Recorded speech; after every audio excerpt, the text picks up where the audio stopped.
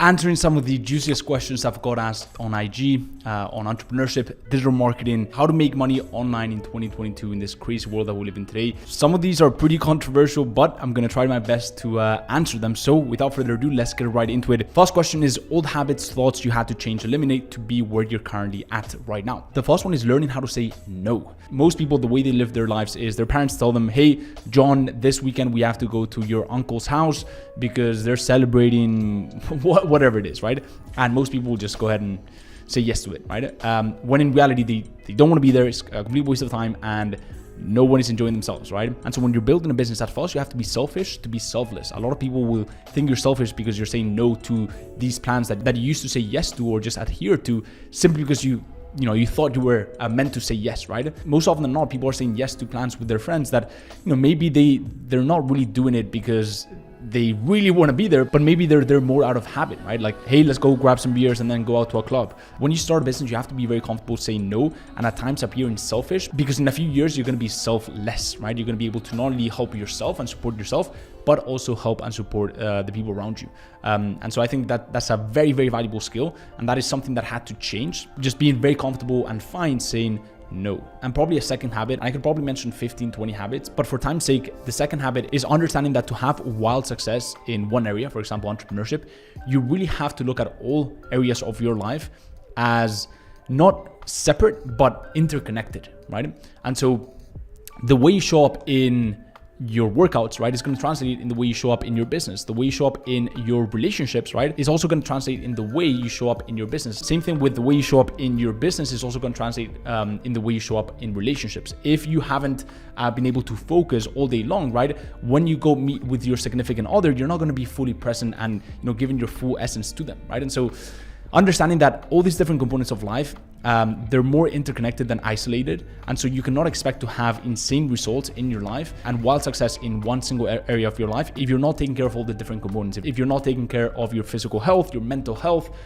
if you're not putting in the work in your business, if you're not putting in the work in your body, if you're not putting the work in your relationships and your friendships, etc., right? And so understanding that a lot of success comes down to being a well-rounded individual, right? And that is why I have a 360 approach when it comes to my personal growth, right? I understand that if I correctly, right, if I have my nutrition on point, not only am I going to be able to perform better in my business, right, because I'm going to have a way more clear mind, but I'm also going to have more stamina during the whole day. I'm also going to feel better. I'm also going to look better, which may give me even more confidence, right? And so all these things play a massive role. Same thing with sleep. How can I expect to perform well in my business if I'm not sleeping right? If I'm not resting my body?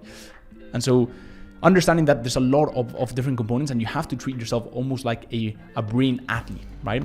It's not just the work that you do, but it's everything that you do outside of it that plays a massive role in your business, in your results. Next is, do you need a big network to start something on your own? How do you start? Big question that I often get. Do you need a big network to start? The answer is absolutely not, right?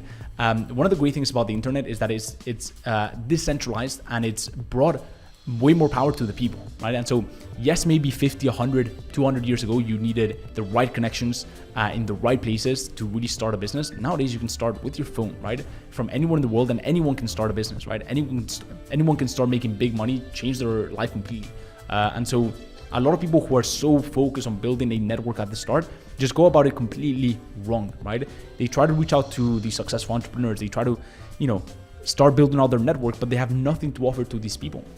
And so they're constantly using force, right? They're constantly trying to force these relationships, and it comes off needy, it comes off desperate, and really it doesn't translate into much because you have nothing to offer to these people. Whereas if you realize that you could just start on your own, you don't need any connections. I didn't have any connections when I started, right? You can start on your own, build yourself up, right? Become a person of value, start having success with your business. And then a lot of these people, right, that you wanted to build connections with, they'll come to you, right, seeing your success. And then yes, it does get to a point where the right relationships and the right network will allow you to grow way faster. But at first, to get your head start, I actually don't recommend you put any effort, energy into networking, because you absolutely don't need it. And it's only going to be you forcing these relationships when you have nothing to add. But when you build yourself up, they will either come to you or you'll be able to reach out to them with a much more irresistible proposition.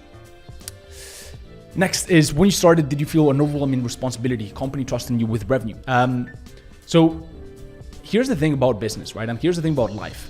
I think one of the, success really comes down to your tolerance for responsibility, your tolerance for stress, you could call it that, right? And so most people have very little tolerance to any responsibility at all. And so when you have little tolerance for responsibility, then you're not really going to get massive results in life, because the amount of responsibility you have is often translated to your success and the results that you get in life. It's not a huge responsibility, because if you have the right systems and the right people in your team, you have a way bigger sense of confidence. And that's one of the reasons why it's incredibly important to find the right A player and also understand how to get your clients results.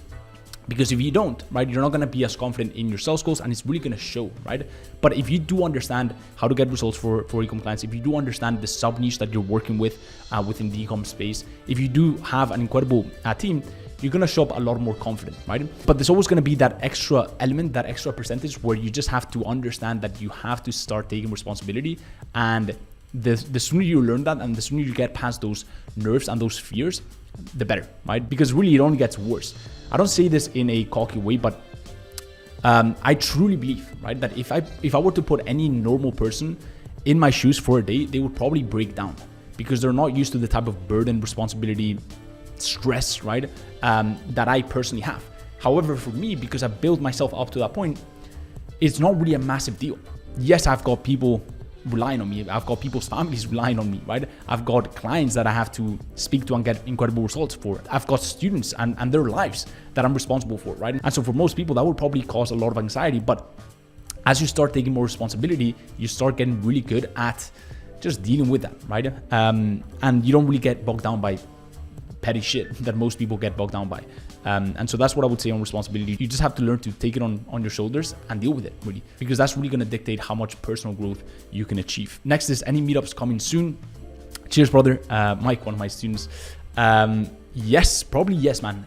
Probably yes. Probably Madrid is going to be next. Obviously, my home city. A lot of people, a lot of my students from Spain, they're like, dude, every time you go abroad, like Paris, Miami, London, like you talk about doing meetups, but you're in Madrid, you live in Madrid. Why not just do a meetup there? And that's a really valid point. So probably the next one in Madrid. I love meetups. I love meeting my students in person. I love meeting you guys watching these videos. And so if you want to stay tuned when the next meetup is going to be, make sure that you follow me on IG for that. Next is relationships and entrepreneurship, easy to combine.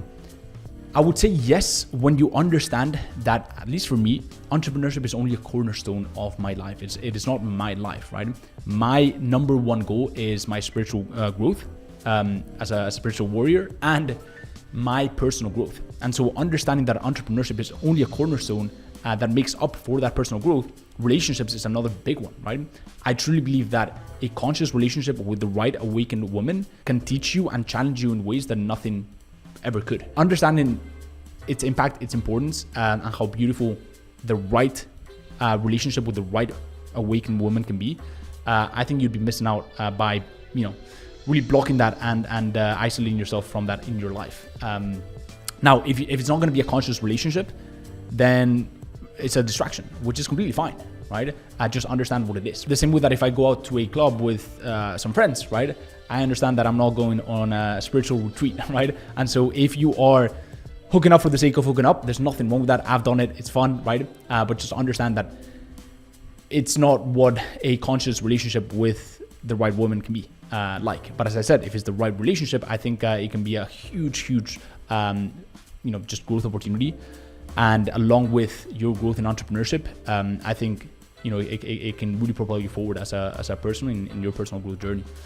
So yeah, that's my take on relationships. I could probably talk about this for hours on end, but yeah, that's a little snippet. And finally, what do ecom founders prefer? Agency doing one thing only, or agency doing a little bit of everything? Definitely one thing only, because people pay for expertise. But having said this, as an ecom agency, right, you have to understand that you have to have a 360 approach. Those are the people that actually know what they're doing, right? Sure, you can have a flagship service. For example, you can be focused on Facebook ads, for example. That is the vehicle that you use to get them ecom growth.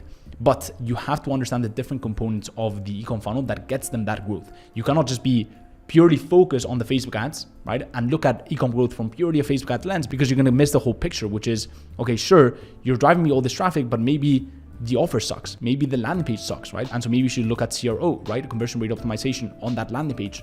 Maybe people are not coming back. Maybe the lifetime value sucks, right? Maybe you have to advise them on a little bit of in-marketing. And so it's understanding that yes, you should focus on one single thing, but you should have a 360 approach, meaning you should have an understanding of how all these different components work together to create the best possible outcome. And with that being said, that is that for this Q&A. If you've enjoyed this, make sure that you hit the like button. And if you want to see free trainings I'm not posting anywhere else on how to build a social media marketing agency and really do it the right way in 2022, I'm posting free trainings on my Facebook community that I'm not posting anywhere else, completely for free. So there's going to be a link in the description. You can go ahead and apply. And if you're a good fit, we'll let you in. And with that being said, I'll see you in the next one. Peace.